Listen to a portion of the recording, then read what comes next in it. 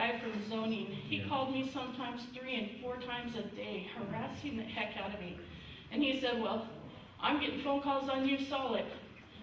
And I'm like, I told you who it was, it's my ex, I've got a restraining order. I go, you know what's going on. But it didn't, none of that stuff mattered. It was, basically I ended up having to go to a lawyer, and the lawyer told me, look, it's not going to stop. The county's gone hog wild. So I ended up having to put a 6-foot fence up around it, board up the place. Every vehicle, I had a 1939 Massey Harris. It was a collector's tractor. It needed work, but I had several vehicles that some of them ran, some of them didn't. Trailers, a mobile home. They were giving me a deadline of 2 weeks to get rid of all this stuff. And I had a court order against me saying I couldn't get rid of any property because it's community property.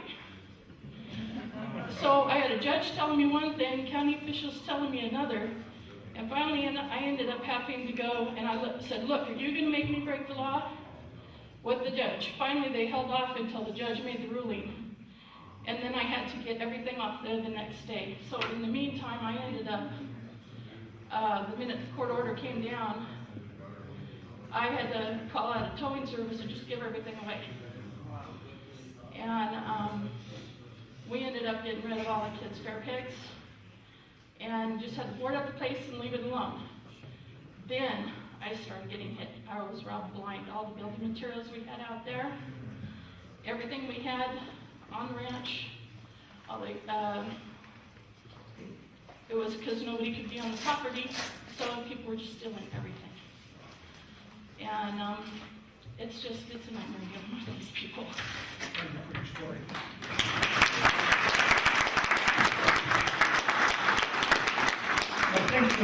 I think you have a taste now of what's been going on.